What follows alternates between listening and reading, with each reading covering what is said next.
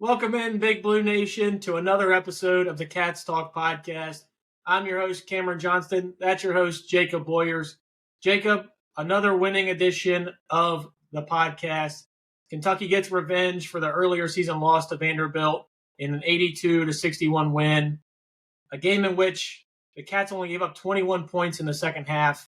I think that's the biggest talking point that we'll have about this game is how much this defense has improved, especially just over the past 2 weeks. Once we've really gotten those injuries, the injury bug has felt like this defense and the effort of this team has really started to ramp up. Just kind of want to get your overall review of the Kentucky Vandy game. Yeah, another impressive win from the Cats, especially there in the second half. 21 points and a half. I think we talked about it earlier when they held South Carolina to 19 and a half. I don't care if this team's playing, Mount St. Joe's up the road from us. Like, for them to hold anybody under 25 to me is extremely impressive. So, huge win. I thought you had a lot of guys play really well. Obviously, Amari and Ortega. And then outside of that, I thought you got enough contribution from a lot of your quote-unquote role players outside of there. And just a good, solid team win. Yeah, a lot of guys stepped up. And, something that we had kind of talked about in the last podcast was Andrew Carr finally back into the starting lineup. That was really good to see. You saw that, that really freed up Ansley a little bit to be able to play more of his traditional game. He didn't have to play the four that he had been playing. I think it really kind of opened up this offense. Even though we only scored 82 points, which is, nothing crazy for us, I did feel like this offense was able to get into an extra flow, especially the start of that second half when we just kept feeding the big men. Yeah. I mean, honestly, I feel pretty good if you tell me this particular lineup can score 80, get into the 80s.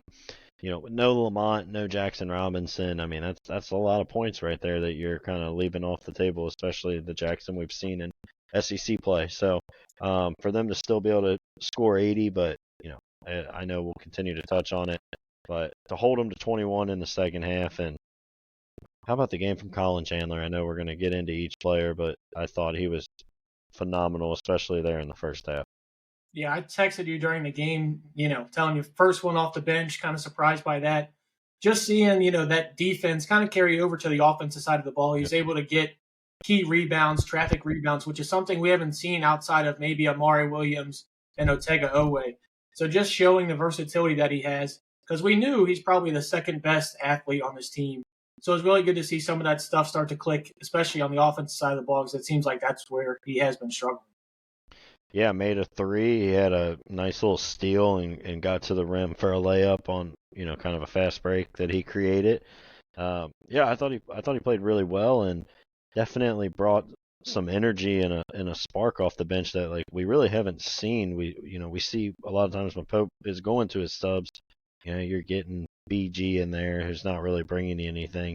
This time you get Collin Chandler in, and he just brought a spark that I thought really kind of got the team going early. Yeah, it was a great spark to have. And, obviously we talked about some of the sparks that we got from other guys. It really felt like we got Andrew Carr, at least not maybe necessarily 100%, but he looked pretty good in this game. He gave you 11 points, 5 of 8 from the field, hit that 3 off the Collin Chandler assist, and 2 rebounds. I do love to see Andrew Carr back in the starting lineup because I do really feel like that gets our best 5, at least as of now, on the floor to start. And you see that on some of the runs that we're able to create. Really hoping, once we get healthy, obviously you sub Jackson and Lamont back in there. But I'm glad to see Andrew Carr and Pope feel good enough about that back that he can play, the extended minutes that he finally saw in this game. Yeah, finally got over 20 minutes.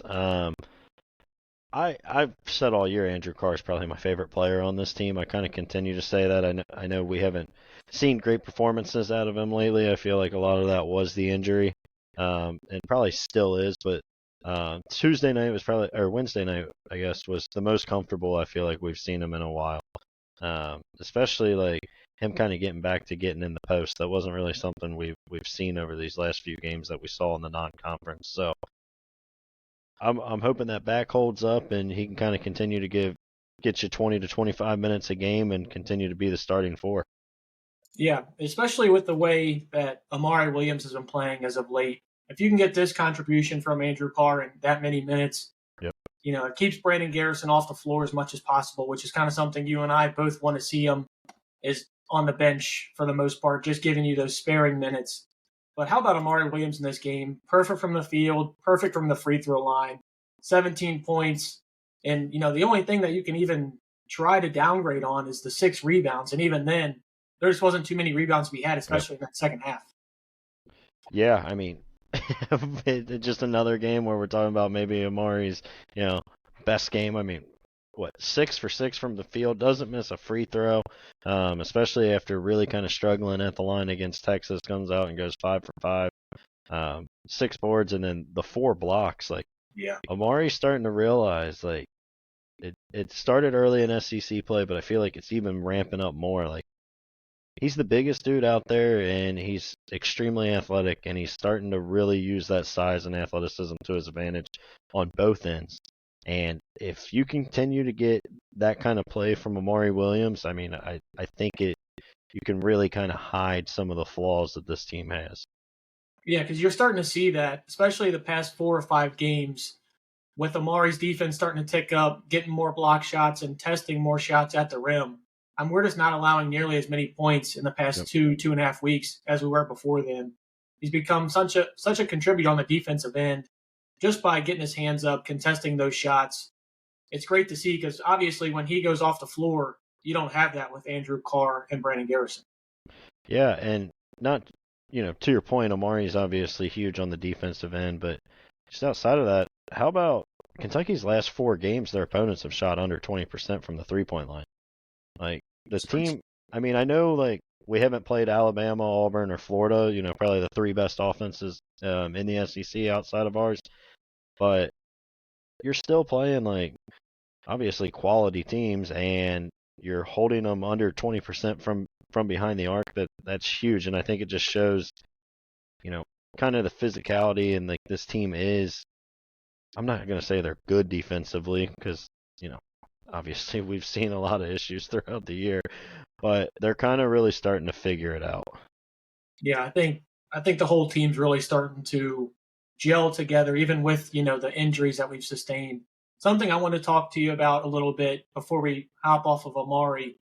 What about him on the offensive side of the ball? Yeah. I mean, less turnovers are being forced on his end, and he finally spun over the left shoulder, which was great to see because got an easy bucket out of it.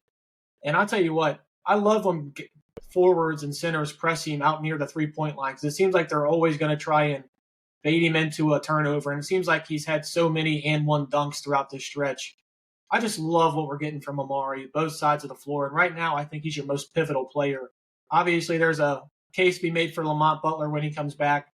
But as of right now, even with how great Ortega's been and how consistent he's been throughout the year, if Amari's not giving you what he's been giving you this past, ever since SEC play started, that Georgia game specifically, I don't know where we'd be, especially with the other injuries we've had.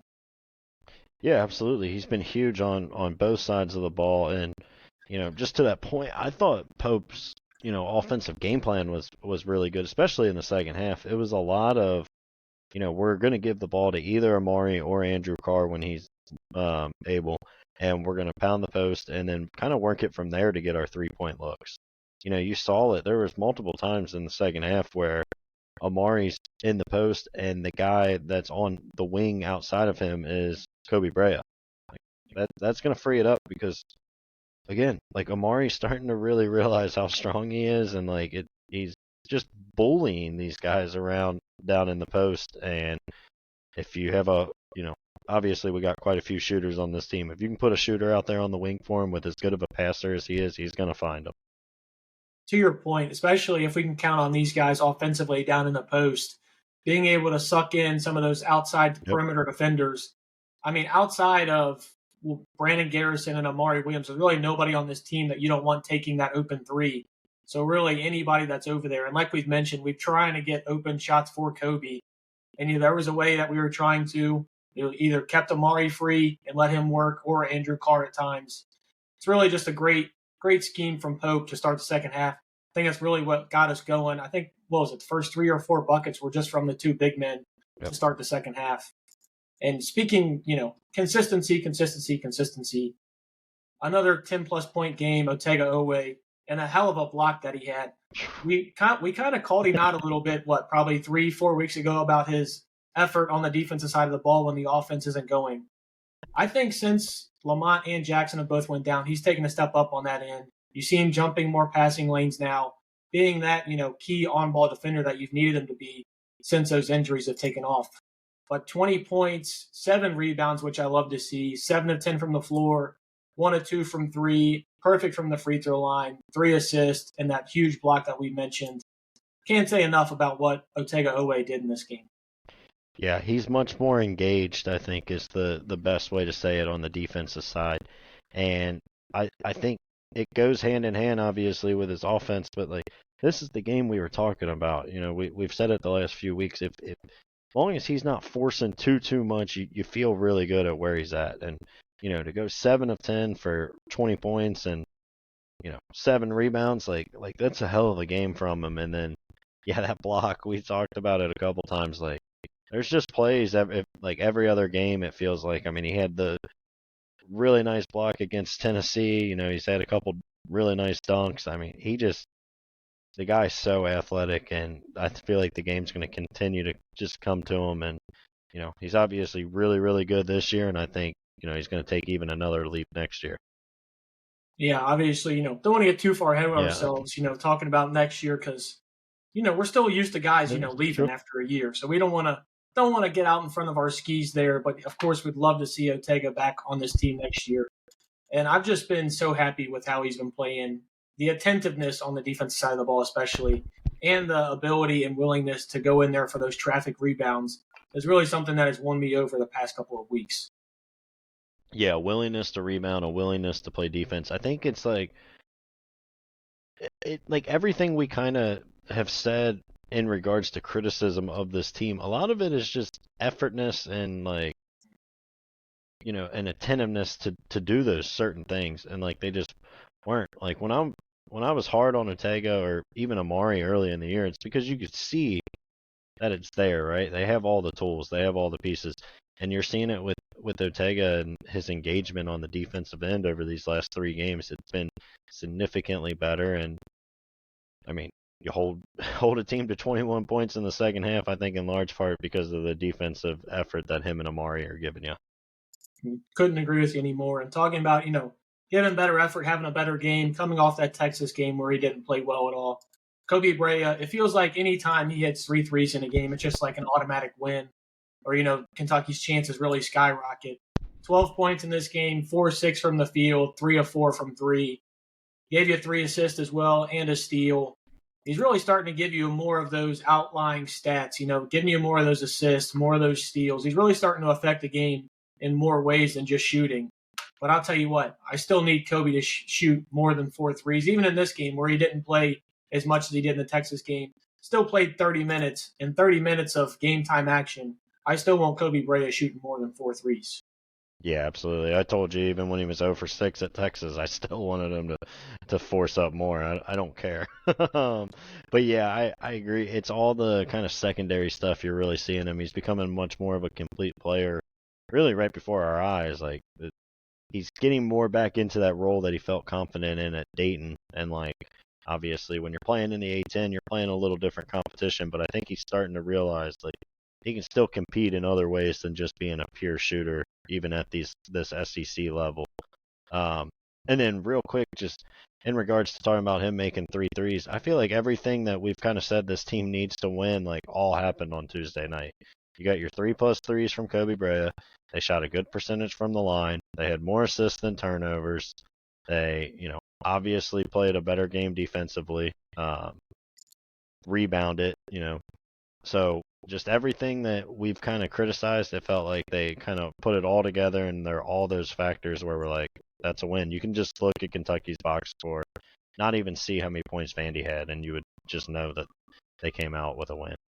Yeah, even some extra things that just you and I have talked about. Keeping Otega in between that sweet spot of 8 to 12 shots. He was right in the middle of that and shot 10. Normally that's the perfect range for him where he's not forcing anything, but he's still getting his volume to score. And what about 100% from the free throw line? 13 to 13 for the team. I mean, I know it's not a big sample size, obviously, but I mean, we just watched Arkansas play Auburn, and they shot 48% from the line when they had a chance to beat Auburn at Auburn. Cost them that game.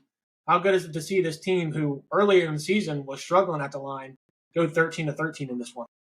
Yeah, it's huge. I mean, and then even just Amari, like we talked about, what he went 6 for 11 at Texas, and like missed some big ones down the stretch, and for him to come out and have the confidence of, not only am I going 5 for 5 from the free throw line, I'm going to go 6 for 6 from the field, and I'm going to play essentially a perfect game. So, yeah, I mean, to your point, not a huge sample size, not a ton of fouls called in this one, which I appreciate it. Let's just get these games done as quick as possible.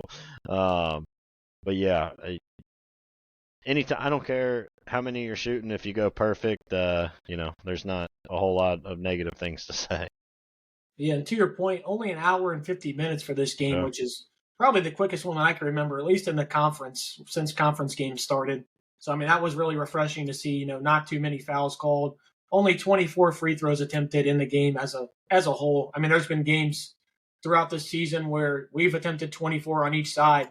So it was really good to see. If I'm going to be negative in this podcast, it's probably coming to Travis Perry and how I thought he played.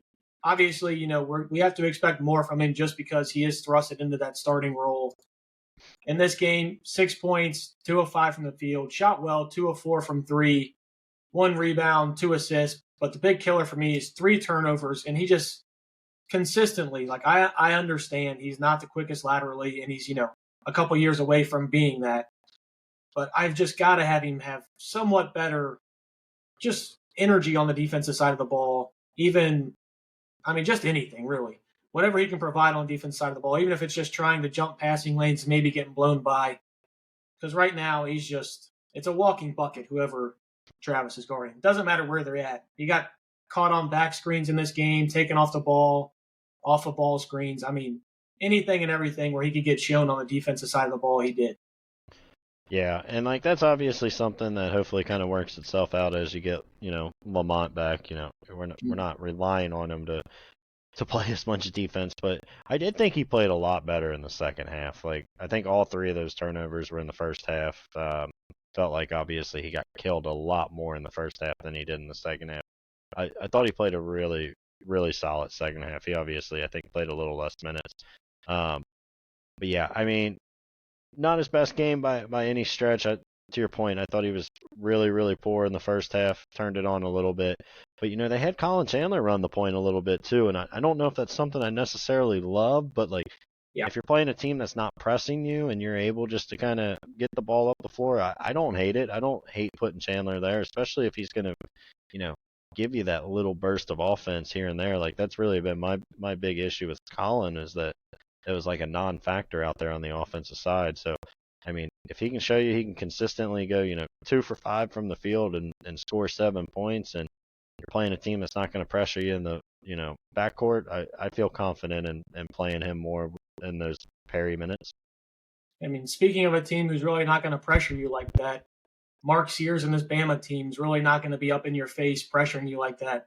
I think that'll be a good game to watch and see how many minutes Collin Chandler gets. Because if you remember in that last Bama matchup we had, that pick and roll with Sears and Grant Nelson really killed us that entire game. I'd look for even Collin Chandler to get more minutes than he did in this game. And even in this game, he played 15 minutes, 7 points. Biggest thing, what I thought, just played with so much energy. Yep. 6 rebounds. And how many of those felt like they were traffic rebounds where he had to sky above guys to get them? Yeah, we haven't really had anybody do it all year, so it was huge just to get anybody to do it. And I'll go back to the point. I really just thought he brought a spark every time he kind of came off the bench, whether it was the first time he came off or later in the game.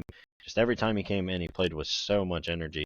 And that's what you need from guys in that role, right? Like, nobody expects Collin Chandler to be the reason you can get to a Final Four or not. But when you're out there, you got to be given a ton of energy and a ton of effort. And I felt like he really did that and went and did all the, kind of, got his elbows deep in, dirt, and went out there and really kind of did all the stuff that nobody else really wants to do. And that's what you just kind of need from that role. And if he can play that, I feel extremely confident in him. He did a lot of the things that he did in that Arkansas game. He just was able to add the offensive plays as well. So it was really good to see. And I think you kind of saw that when he first got taken out, the reception that Rupp Arena gave him when he got substituted that, and the coaching staff, pounding on his chest, so happy for the guy that he's finally having this kind of breakthrough. I think you've seen in games so far this year where it looks like he's struggling, he's pressing, he just doesn't have that confidence. I think it's going to be huge for this team, especially while we're still fighting these injuries with Lamont and Jackson, to get a guy like Collin Chandler who is athletic, who can sky for those rebounds. Maybe, not going to be the best shooter at this time, but I think Collin Chandler, at least until the SEC tournament, when we probably get Lamont and Jackson hopefully back in time for that, I think he's going to carve himself out a big role, especially when we're facing the teams like Alabama who are going to be scoring a lot. Yeah, and you make a really good point about the confidence. Like, this was obviously a huge game for his confidence. And you can understand a guy's got shaky confidence that hasn't played basketball in 2 years, and now he's playing at Kentucky, and you're playing the highest level, and you're going out there, and, like, these guys haven't had a break for the past 2 years, and they're going out, and you don't feel like you can get anything going offensively. You're getting beat on some backdoor cuts. Like, you're athletic, but every player in this league is extremely athletic. So, like, I can understand why your confidence is shook, but to your point, I thought it obviously did wonders for him. I think the crowd being behind him, the coaching staff being behind him, I'm hoping it really can kind of skyrocket him into just being that consistent. If he can give you those 10 to 15 consistent minutes like that, I'm all for it. And I expect to see more of him in this Alabama game on Saturday. Is that something that you're looking for as well? Yeah, I mean, I don't know. We're going to have to kind of see how the game plays out because, like, I don't think even with Chandler out there, we're going to be able to stop Bama. So, like, I think you're going to have to be thinking a lot more offensively on Saturday. But, I mean, it could be. I mean, if he can go out there and slow down Sears at all, then maybe you just say, hey, we're really just playing with 4 guys offensively. But you're going to have to, I think, score quite a bit on Saturday. Yeah, because if you remember, Grant Nelson and Sears combined for 49 points, just the two of them. Sears had 9 points or 9 assists and was able to just get whatever he wanted. I think if we can have Collin, I think you saw that. I was watching the Arkansas game, just seeing the way he fights through screens and off-ball pressures and stuff like that. I think you've got to at least give him a run. I'm not saying start him or throw him out there for 25 minutes, but especially if you notice earlier in the game that Grant Nelson and Sears are really just taking advantage of that pick-and-roll mismatch that they did last time. I think it'll be really good to get him in there and at the least see, because right now he's probably the only guy that you feel somewhat confident in guarding a guy like Sears. Yeah, I mean, there's not one perimeter player. I mean, maybe you throw Ortega at him and just kind of hope. I don't really know what the exact game plan. Because if you remember too, that was also that was the game after A&M when Lamont got hurt. So like we were still playing Lamont through his injury. So Lamont kind of got torched, and obviously his worst game, and you find out after it's because he's extremely injured. So hopefully whoever they throw at him can be a little better. But obviously you can't put Travis Perry or Kobe Brea on him and expect that to work. Yeah, especially when you're going to have Andrew Carr probably guarding Grant Nelson for most of the game too. Be interested in to hear your take about that a little bit later. But let's go ahead and talk about Brandon Garrison. Obviously, neither one of us really want to spend a lot of time on Brandon, but no points in this game, 15 minutes. The part that kills me about BG, 15 minutes and 1 rebound. I mean, I can't have a 6'10" guy being out there and even Big Z down in Arkansas will give you more than a rebound in 15 minutes, and he's the weakest scum of the earth. So I feel like I say it every time, but I just don't know what he brings to the table right now. There's not we can make an argument for every other player on this roster. They bring you something. Collin Chandler brings you defense. Travis Perry adds another shooter out there. Ansley, shooter. Kobe Brea, obviously an offensive threat. Every other player on this team brings you something. I don't know what BG brings you at this point in his game. He's not a threat offensively.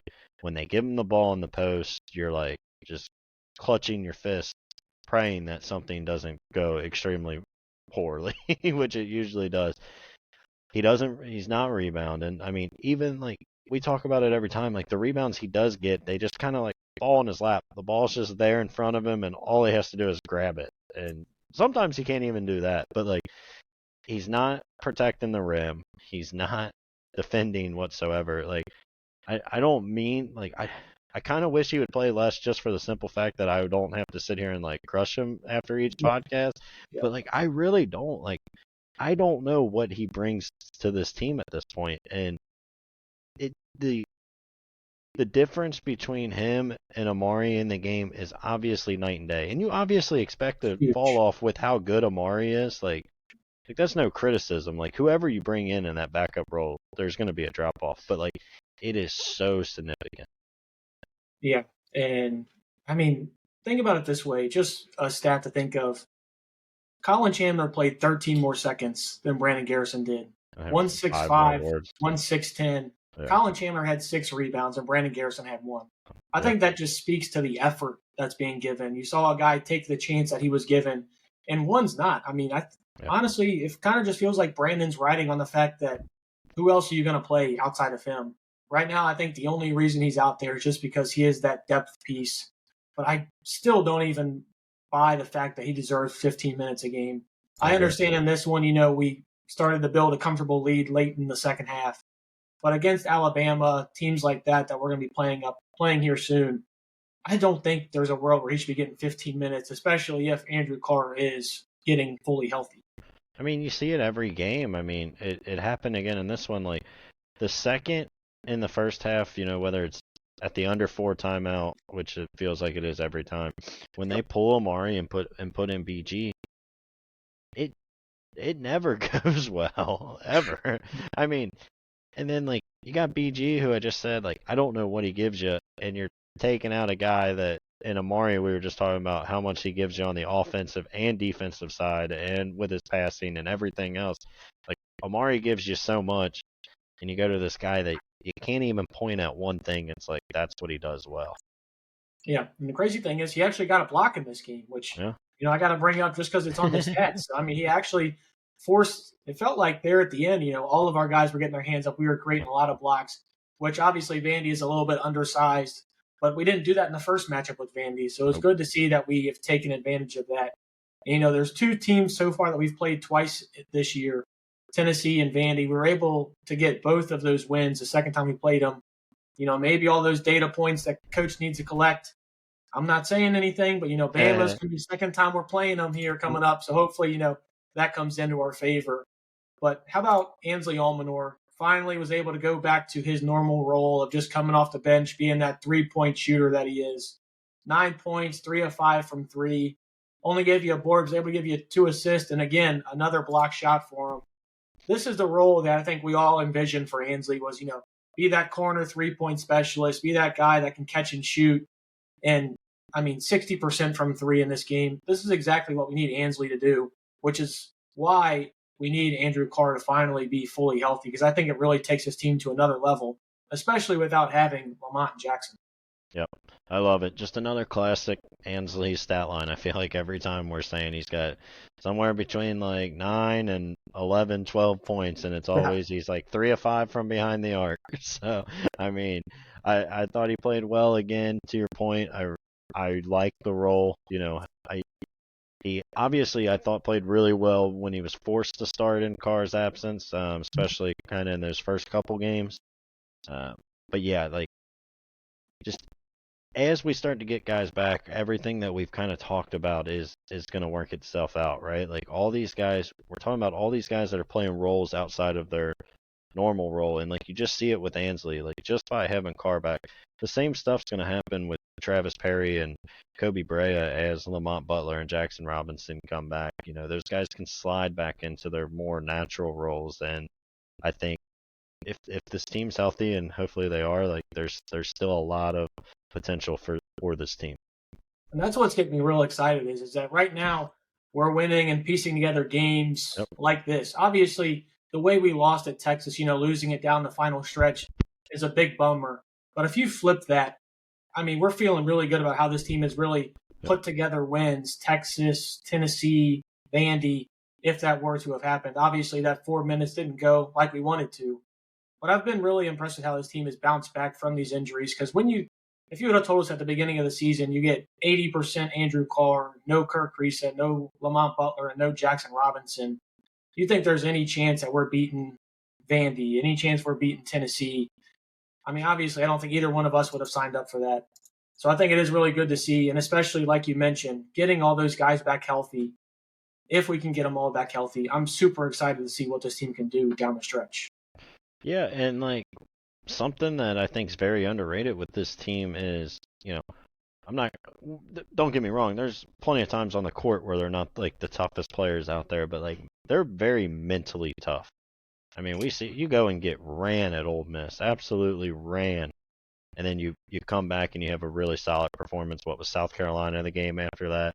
Yep. But like just time and time again, you're down all, you're down Jackson Robinson and Kirk Kriisa going into the Tennessee game, and with 12 minutes left, Lamont Butler gets hurt, and you blow your lead.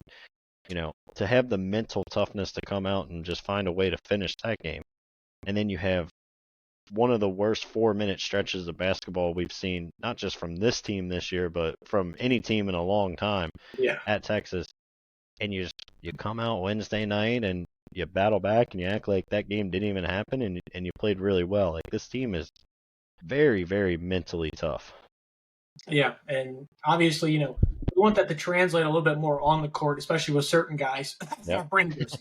But, obviously, hopefully going forward, speaking of somebody who's been really tough so far this season in the minutes that he's gotten, personally, I think this is probably the worst game he's probably played in a couple weeks since he started to get some time. Trent Noah in this game, 0 for 4, 0 for 4 from the three-point line. Was able to get you 3 rebounds, had a bad turnover mixed in there. Obviously, Trent's been thrust into a role like a lot of these guys have been. Wasn't his game, but obviously, with how he shoots from the three-point line, you don't want him to be hesitant back there. Yeah. I don't feel like he necessarily played bad. I mean, I wouldn't say he played good or anything, but I mean, really, just the shots weren't falling. Like there's going to be nights like that. No matter how good of a shooter you are, we just watched Kobe Bryant go 0 for 6. No matter how good of a shooter you are, there's just going to be nights where it's just not falling, and that was just what it felt like for him on Wednesday night. I don't feel like he killed you out there or did anything that really hurt you. I know he had that turnover, but grabbed 3 rebounds. I think still kind of played with a lot of energy, just couldn't get the shot to fall. Yeah, shot wasn't falling. Obviously, he's shooting over 40% from 3 for the year. Yeah. And if we're going to, take down the Tide, we're going to need him to make some of those, obviously. And, we're going to dive into that game here. Alabama coming off of a 2-game losing streak. Obviously, that loss to Auburn, they were in that game the entire way. But I don't know if you caught that Missouri game. Missouri just handled them the entire way. Felt like they were leading 10-15 the entire way. Just in general, before we get to Alabama, what about the season Missouri has had? Unbelievable. I mean, you go 0-18 in the conference last year, and like they have a real shot to be the 2 seed come SEC tournament. Like, I mean, that's got to be coach of the year. I think so. I mean, to go 0-18, and it's not like they went out and like grabbed a ton of people out of the port. Like it's a very similar roster to what it was a year ago. But yeah, they were up 12 in the first handful of minutes, and then it was 12-0 at one point. Yeah, and then never gave up and never really let Bama back into it. Yeah, so obviously we're going to be facing Bama. Hopefully, Bama still ends up scoring 90-plus points in that game, and if Kentucky's going to have a chance to win this one, they're going to have to score a lot less than that because with the roster we got currently playing, I don't know if we're going to be able to score in the 90s. What's some of the things that you're looking for in this game against the Tide on Saturday? Well, it's obviously going to be extremely tough. They've already ruled out Jackson Robinson and Lamont Butler, which there was some rumors maybe Lamont would come back. Like I feel like in this game, if those guys aren't 100%, you almost just kind of chalk it up as it is what it is, right? There's no reason to force them back to try to go steal one at Bama.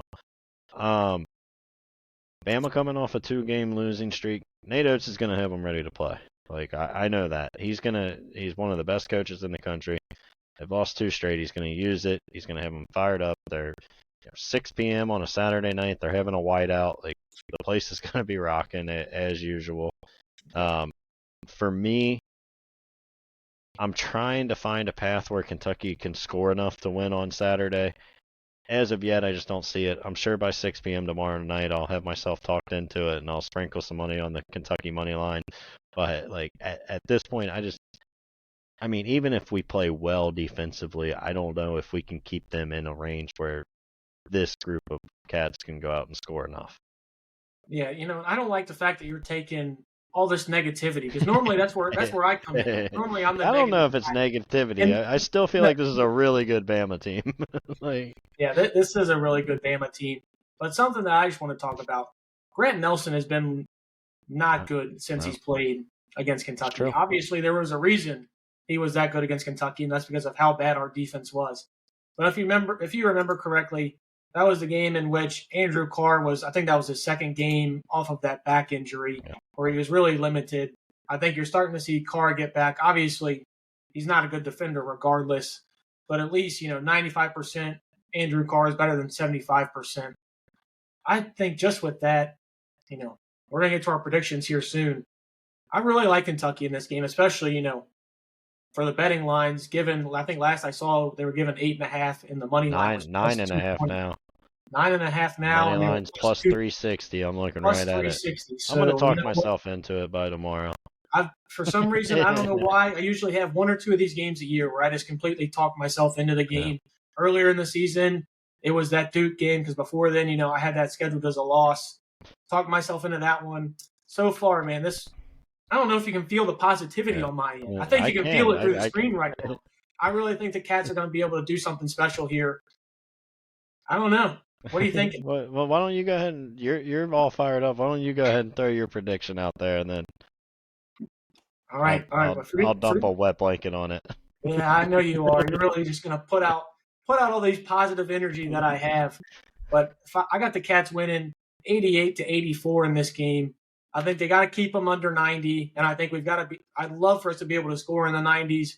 I just don't know how possible that is. Especially, we had a perfect night from Amari, a really good night, 7-10 from Otega Owe, and we still only scored 82 points in that game. Yeah. Obviously, I want us to get up a lot more threes, and the pace of play is going to change a lot versus what Vandy was doing. I don't know. I don't know what it is, man. Just feel good about this game. Of course, normally when I say that, this is probably going to switch the entire way the other way, and Bama's got a little something to prove after losing 2 straight.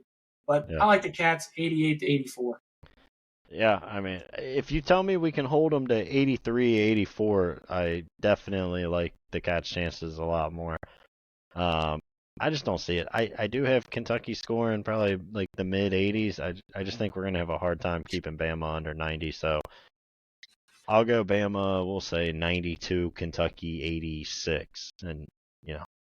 But don't get me wrong. Just like I said in the Tennessee game, and then they came out and won. Like there's a path here for Kentucky. It's you obviously laid a lot of it out there, but like hey, this may not be the best five we can put together offensively, but you know what? We're going to be playing a team that doesn't really play a whole lot of defense. So, like, if Andrew Carr can play well in the post and Amari plays well and you get a decent game from Travis or, Kobe makes a few threes, then there's a path. There's a path for this team to go win. Yeah, and of course, when we played in Rupp, we gave up 102 points. Yep.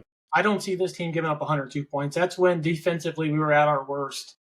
And if we can just stop a traditional pick and roll in this game with Sears and Grant Nelson, I think within the first, 8 minutes of this game, you'll be able to tell whether Kentucky's going to be able to stay in it or not. Yeah, I think very early, based on how they defend like that, you'll be able to tell. And, man, you know what? I'm not even going to let your negativity bother me. Cats are winning this game. If the Cats do win this game, how do you think they do it? What are your keys to it? Who do you think would be the MVP if they get it done? If they get it done, you're gonna need either like Ansley or Kobe to have one of those games where they go like 4 of 6 or 4 of 5 from the 3-point line. Maybe even both. Honestly, like you're gonna have to have your. I feel confident in what we're gonna get from like Amari Williams. I feel pretty confident in what we're gonna get from Otega Owe. On the road this year, it's been the other guys. When they've stepped up and played well at Tennessee, you had a really good game from Ansley and Kobe. And then at Texas, both of those guys played pretty poorly. So, again, I'm confident in what like our best two players are going to give us. what can the rest of those guys give us? If they're on, they're making open shots, and they're not rattled about the environment, then I do feel confident in Kentucky. It's just, are you going to get that? Yeah, and I think, somebody else that we haven't really mentioned, I do know we're going to have to stop Aiden Holloway. We can't give him too Yep, many he's open playing threes well. as well. He's shooting 42% from three. So Yep. really, I think if Kentucky's going to win this game, I do think you're going to have a good game from Andrew Carr, specifically on the defensive side of the ball. But I do think he's going to have to give you, that consistent double-digit points and a couple easy buckets like he has been, what we've been accustomed to, even though he's had that back spasms in between. I think if Andrew Carr has a good game where he puts up anywhere from like 14 to 16 points, plays solid defense to where Grant Nelson doesn't go off for 25 again, I think Kentucky's got a real good shot to win this one. Yeah, and Chris Youngblood's played a lot better since the last time we played Bama. And, like, that's another guard, like, if you put Otega on Sears or whoever you put on Sears, like he's going to have one of those other guards helping out with him. So, yeah, I mean, they're going to have to bring it. But, yeah, I think by 5:55 tomorrow I'll have myself convinced, and I'll have some money on the Cats money line. Yeah, well, you know what? I'll make sure I give you a call with all this positivity that I'm feeling now right before the game to swing and to bet the Cats money line. Because I'm telling you right now, I'm not going to make a guarantee. I'm not going to do a Charles Barkley guarantee it, but I'm feeling pretty confident about this game. I don't know. I think even just in the 40 minutes that we've been talking, It's I've going higher. ramped myself up more and more. You got I love anything else it. for this game? No, let's go Cats. Hopefully you're right. I'm wrong. I'll accept that. All right, let's go, Cats. Obviously, this would be a huge win for the Cats, getting a big win. Alabama's still ranked fourth, even though after that Missouri loss, they probably won't drop too far. But we need these for the SEC tournament, man. We really don't want to be playing on Wednesday. This would be a huge step in that direction to not playing Wednesday at noon. Absolutely. Obviously, you guys can follow us, Cats Talk Pod, on Instagram, Twitter. We're on Spotify, YouTube, Amazon Music. Wherever you get your podcast, we're there. With that being said, go Big Blue. Let's get a win. Go Cats.